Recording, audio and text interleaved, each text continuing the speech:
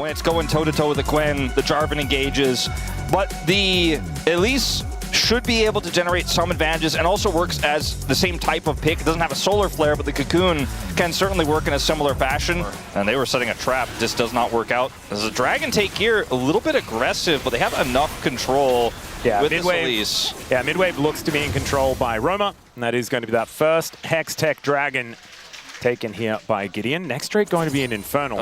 Casting, actually for the first time really in this game, catching a wave. As well. I'm just not going to try to play around that Aurora topside lead or anything. Yeah. Let it go. Ooh, Andal doesn't spot Namgung in this area, but they do have vision. And so Namgung just going to be going back. Gideon should be able to collect this Rift Scuttler. I just think with all the vision in the fight that we had there around the grubs, it was pretty transparent to DRX that they just were not going to go for the contest, so they played safe bottom. Getting taken for free here, but see what soul we get. The two individual Drakes themselves are powerful, as we are even going to see a TP from Yukal with that item completion. It's too slow, though. And it is Chemtech Soul. We knew it. Thanks, Ox. Can we get him on camera? Yeah, maybe can we do a pip of Ox right now on the couch? So it's not like if he loses map control, he's just going to be fodder like Elise often is, but he'll still kind of be fodder. Yeah. He runs into Jarvan, he's not going to like it. Well, he's going to get engaged on here and almost, yeah, he just dies. Everybody is First fodder, blood goes over to G. I got him once. You know, I was like, this is BS. This isn't real. There's no way. But I cast 2 years of LCK, and I was like, you know what? Yeah. I'm a believer. I'm also a born-again cursor. All right, there's a seismic shove onto Willow. Works out quite nicely, but into the backline goes Yukal. They will be able to take down the Jarvan first as Mega Cone to get Roma to the enemy side of things. Flash out from Yukal, and he just zaps him with his little staff to take down his opposite number. A 1-for-1 in the jungle, but the bros are at least on the board. Time with these turrets with 3 grubs. That's how this Gwen is going to get online. I mean, he does have his Riftmaker done now. I think at 2 items. Rich, every time Ghost is up, just runs at casting, and casting will not be able to do too much about it. In the interim, as he is running over to the Dragon, and they are going to contest. All right. Featherstorm thrown out to avoid getting hit by an Ezreal ultimate. That's kind of insane, as Yukal is going for a Herald ride. Let's see whether he can knock up Gideon. He does do so. Weaver's Wall comes down to split up this fight. As let's see whether DRX can get this one down. Andal's going to be going down. That is going to be the soul point denied. As Yukal trying to take out this fight. Gideon going to be taken out first. Yu gets over the wall, but they go between the worlds, and out goes the Azir via the Death Chamber. It's a 2-for-1 in favor of the bros, but they don't get the Drake. That was very bizarre, the way that DRX decided to play that. It was extremely greedy.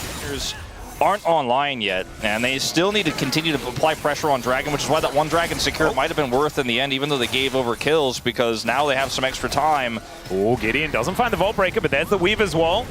Willow will be able to get away from that. Does have to use the flash, though, in order to avoid it, as now we've got the quickness coming in. They want to take down Gideon, but he flashes away. Grand Entrance is fantastic. The knock-up with the Flag and Dragon. DRX's team fighting looking so good.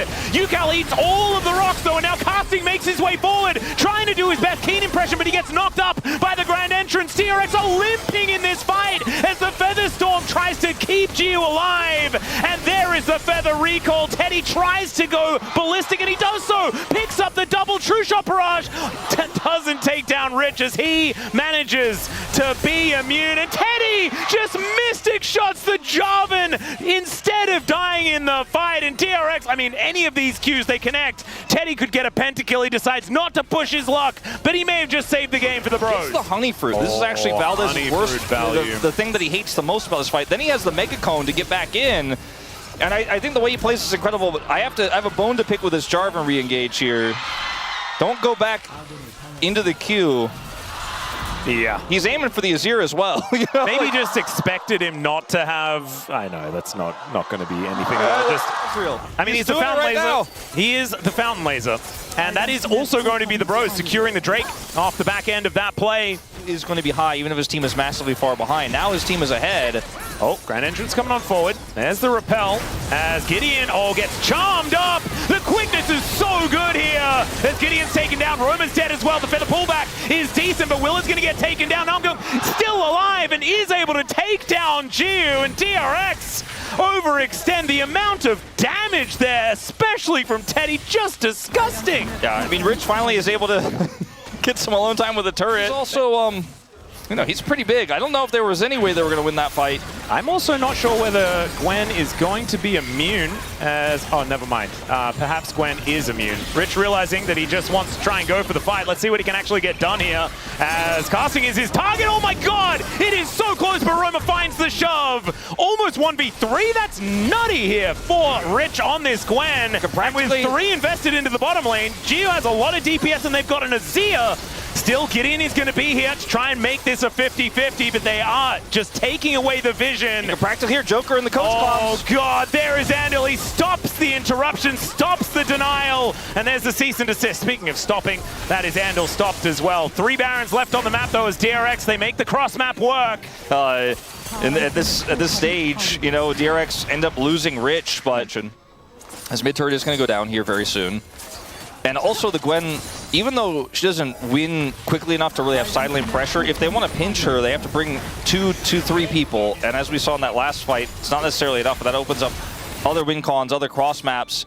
And now DRX, I mean, they just could take this Dragon for free with all the pressure of the mid lane, and it looks like Bro are heading to a Baron that don't exist. Yeah, this is the thing. Oh, we could get the Baron. We'll trade. It's not there. That's obviously not what they were saying. No. But It's a really good lane setup because they know the Azir can't really get access to that top turret yet, but they're going to have to be quick. Is Andal? Namgung is going to go up into the sky, comes back down again, but now Willa going to have to flag and drag. Roma comes on over as Gideon gets into that back line. Andal looks for the angle, but he doesn't find it. Teddy just takes him out as now Willa flash Cataclysm to get on top, and they do trade the supports. Gideon goes down as well to his GA, and Willa is able to keep himself alive. Sundisk put in place as well as Willa goes back. I'm not sure about that one, as now Rich really wants to kill casting because it's personal between these 2 top laners. This Baron goes down though, man. It is kind of insane. The feathers are put together. I don't think this is going to be a steal as Willa did go down to his GA, but thankfully they had the recall of the feathers and Gio is able to lock that one down. So a second Baron in this setup here. Yeah, and Willa did have his GA, so like you were saying. All right, Quickness gets into the backline there as Andal finds the knock up, and Teddy with the Arcane Shift avoids the Emperor's Divide. Willa is going to get taken down though, and now the needlework from Rich isn't finding enough value. Ucal's taken out, casting, starting to pop off. True Shot Barrage doing so much work as Teddy looking to take matters into his own hands as the Feather Storm comes in, and down goes Gio. The Bros are just going to ace them. Teddy, man, look at his face too on the player cam. He knows. He's known it all along. He's known this whole game. He's the only one on Bro who hasn't died. And this man has a lot of gold in his pockets. He has a lot of items, and he has the high skill cap, Endless Hunger. And this man doesn't miss. The Fountain Laser brings us to 3. Oh my goodness. There is one man on the Rift today that definitely does not need 8 kills in a row to be legendary, but he has them anyway, as Teddy 806 onto this Ezreal is going to finish off the Nexus. And as it was written, these were some of the best highlights from today's matchup. Which moment was your favorite? Let me know in the comment section below. This is OP, and I'll see you tomorrow. Take care.